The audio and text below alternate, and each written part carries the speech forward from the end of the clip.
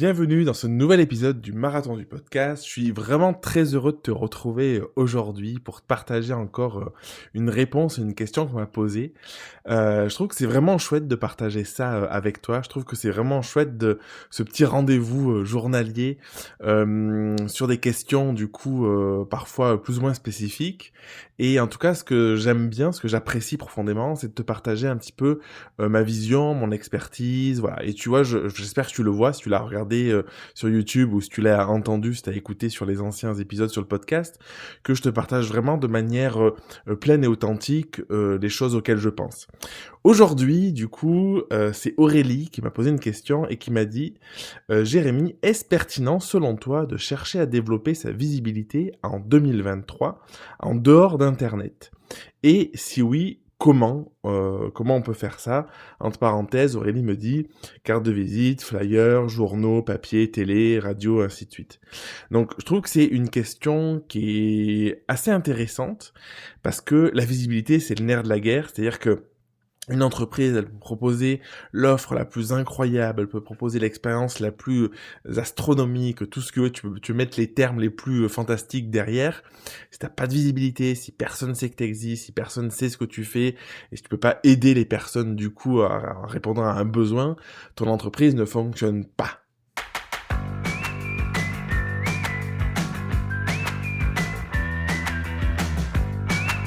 Alors, est-ce pertinent de développer sa visibilité en dehors d'Internet en 2023 ? Cette question, je la trouve incroyable parce que du coup, je pense que on est beaucoup à se la poser. Moi, je me la suis posée récemment, il y a quelques mois, quelques semaines.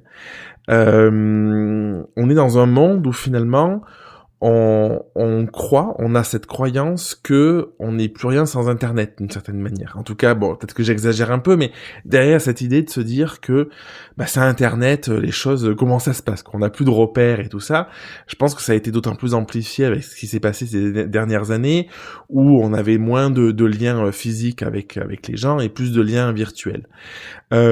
Pour moi, Internet, c'est un outil. Internet, c'est un outil hyper puissant parce qu'il nous permet de nous connecter à tout un tas de personnes auxquelles on n'aurait pas accès en temps normal.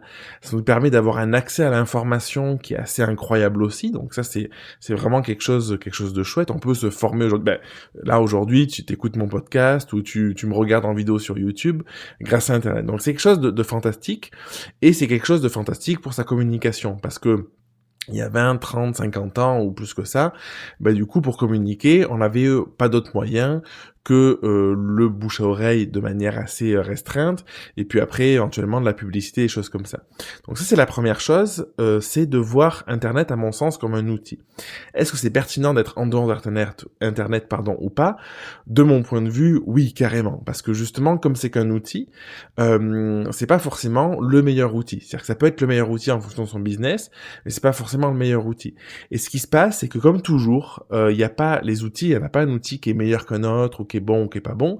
C'est juste, est-ce qu'il est approprié ou pas à notre besoin, à notre cible, à ce qu'on fait. Et ça, c'est vraiment la question fondamentale à se poser, de se dire, aujourd'hui, est-ce que j'ai envie d'utiliser Internet pour mon activité de photographe parce que c'est le meilleur levier, le levier le plus important de visibilité, oui ou non? Je vais prendre des exemples très concrets. Par exemple, Internet, c'est quelque chose d'incroyable si tu veux développer une audience un peu large. Moi, c'est ce que je fais aujourd'hui dans des réels sur Instagram, des vidéos sur YouTube ou mon podcast, où du coup, heureusement qu'Internet existe parce que du coup, dans mes programmes, dans mes formations, il y a des photographes qui sont à l'autre bout de la France. Moi, je suis vers Aix-en-Provence, il y a des photographes de Bretagne, par exemple, et ça, c'est grâce à Internet. Donc ça, c'est puissant, et je pense que j'ai beaucoup plus à gagner.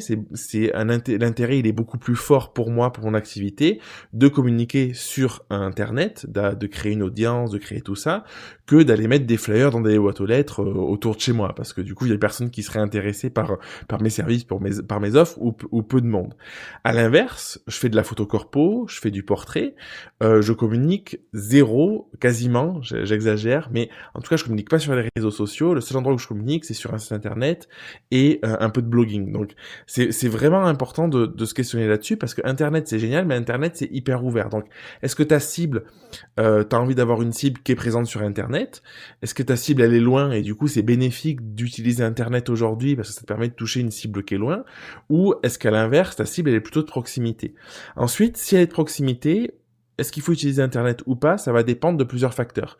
Par exemple, si ta cible est de proximité et que c'est des personnes qui ont tendance à être beaucoup sur les réseaux sociaux, je prends l'exemple d'Instagram, mais ça peut être n'importe lequel, tu vois, mais beaucoup sur les réseaux sociaux ou sur LinkedIn, des choses comme ça, mais du coup, ça peut être pertinent de te dire, je communique ici parce que c'est l'endroit où je vais toucher les personnes. Et peut-être que parfois, je pense à une amie qui fait beaucoup de photos avec des petits créateurs, des petites marques, des choses comme ça. Bah, du coup, il y a pas un moyen physique d'aller trouver facilement ces petites marques. Par contre, ces petites marques, elles sont localisées à un endroit qui est sur Internet et qui est dans un secteur géographique précis. Donc là, ça permet de le faire, notamment via les réseaux sociaux, notamment via Instagram ou Facebook, les choses comme ça. Donc ça, c'est vraiment la question à se poser.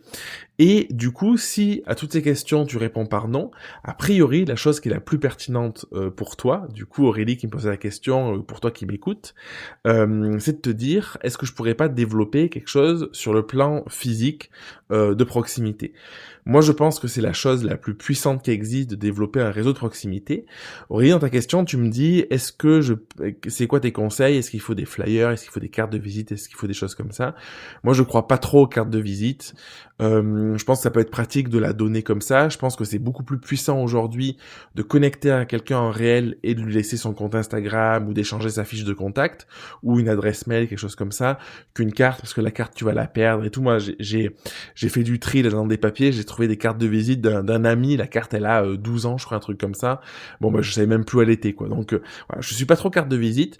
Je pense que ça peut être bénéfique de faire un prospectus, je sais pas comment on peut l'appeler, un flyer, mais pour moi, le flyer en mode papier un peu cheap, avec juste un peu moche, un peu criard, avec quelques infos, c'est pas pertinent.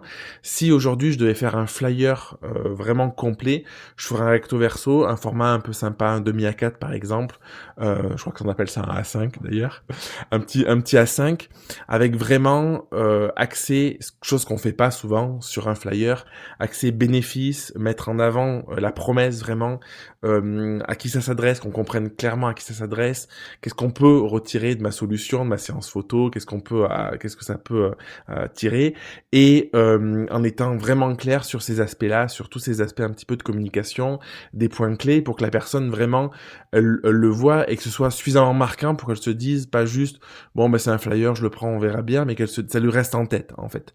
Donc moi j'acterai les choses comme ça, mais je pense que si on est sur le non internet, si on est en physique, la chose la plus puissante qui existe, c'est du réseau. Et le réseau c'est quoi? C'est d'aller connecter avec des gens, c'est d'aller parler avec des gens. Donc ça peut être par exemple de se dire je rejoins un réseau, je vais pas prendre cet exemple parce qu'il y en a un près de chez moi, de femmes entrepreneurs. Bon, je vais pas le rejoindre du coup, je suis pas du tout la cible, mais je vais rejoindre un réseau de femmes entrepreneurs parce qu'Aurélie, tu m'as posé la question, pour avoir un écosystème, pour avoir des personnes là-dedans qui sont susceptibles d'être intéressées par tes offres. Si tu vends en direction des mamans, du coup, des femmes, bah, il y a des chances qu'elles soient là-dedans. Si tu veux développer le corpo, bah, il y a des chances que du coup, elles aient besoin de portraits parce qu'elles sont là-dedans. Peut-être qu'il y a des réseaux plus spécifiques. Ça, je pense par exemple à des réseaux un peu plus autour du bien-être avec des thérapeutes. Voilà, ça dépend vraiment la cible. Ça peut être des réseaux dans la démarche. Il y avait je sais pas si, je crois pas qu'elle fasse encore, c'est peut-être qu'elle le fait encore, mais Sophie Bourgeck, c'est une photographe sur Aix-en-Provence. J'ai enregistré une interview récemment avec elle, c'était ouf, franchement le partage et tout, ça va être trop bien, j'ai hâte qu'elle sorte. Et du coup, Sophie, je sais qu'à une époque, chez le pédiatre chez qui on allait pour notre fils, il y a quelques années, dans la salle d'attente, il y avait des photos de Sophie avec une petite carte, pas une petite carte, un petit écriteau dessous avec le site internet, je crois de mémoire, ou le numéro de téléphone, un truc comme ça. Et du coup, ça, je pense que c'est vraiment quelque chose qui est beaucoup plus puissant parce que tu sais que tu vas chez le pédiatre sur un laps de temps de 4, 5, 6 ans hyper régulièrement. Si à chaque fois tu vois les photos et de toute façon t'attends toujours 5, 10 minutes parce que soit t'as un peu d'avance, soit il y a du retard. Donc tu les vois et au fur et à mesure, ça, je pense que ça a un vrai impact. Et finalement, le coût initial, il est peut-être plus élevé que de faire des flyers parce que tu vas faire des jolis tirages, peut-être dans des caisses américaines ou dans un truc un peu sympa. Mais par contre, je pense que l'effet sur le long terme va être beaucoup plus puissant. Donc, je pense que dans les actes de communication en physique, le mieux, ça reste pour moi le relationnel, le bouche-oreille, parce que quoi qu'on veuille en dire, l'acte d'achat, souvent, il se fait beaucoup dans le feeling.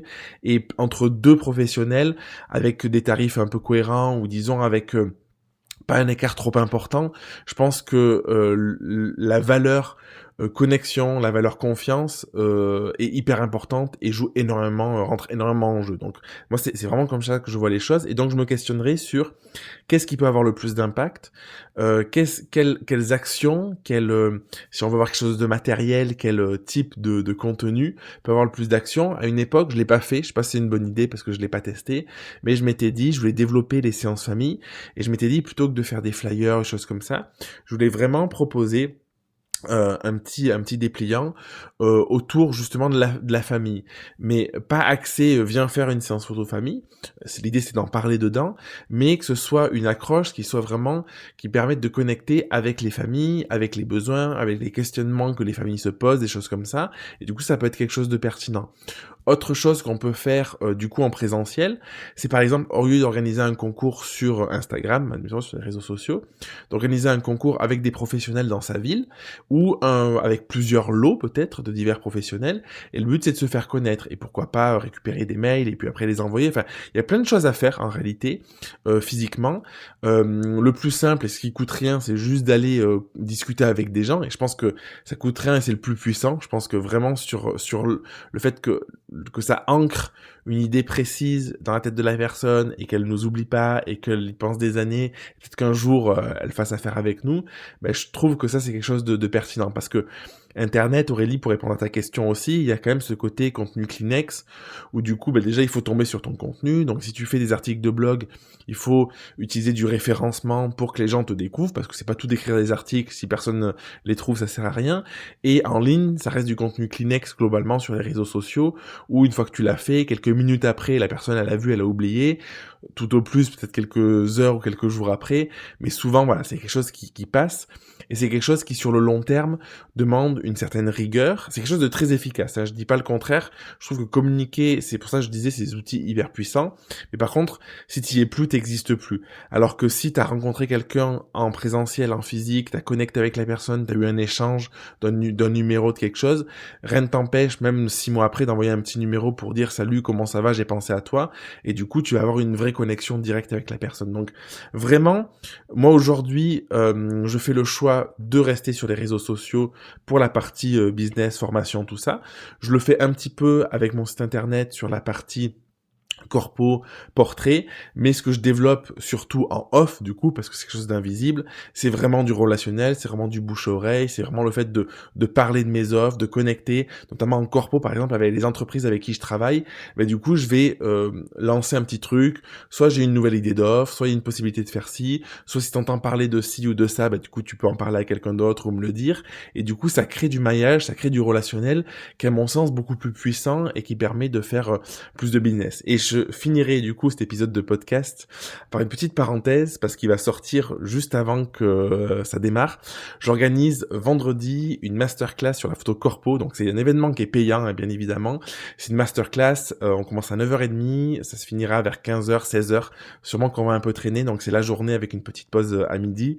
Et vraiment, je vais te donner toutes les clés, tout ce que j'ai mis en place aujourd'hui pour développer le corpo. Ça fait 10 ans que j'en fais, ça fait des années, ça fait à peu près 3 ans que je me dis j'ai envie de créer quelque chose autour de ce sujet-là, je l'ai toujours pas fait, et du coup là j'ai vraiment tout mis à plat, tout mon process, comment je trouve mes clients, comment je démarche, mon matériel, la technique, qu'est-ce que j'utilise, comment j'organise les shootings, comment je facture, comment je fais les devis, quels sont mes tarifs, enfin voilà, sur vraiment tout le process à 100%.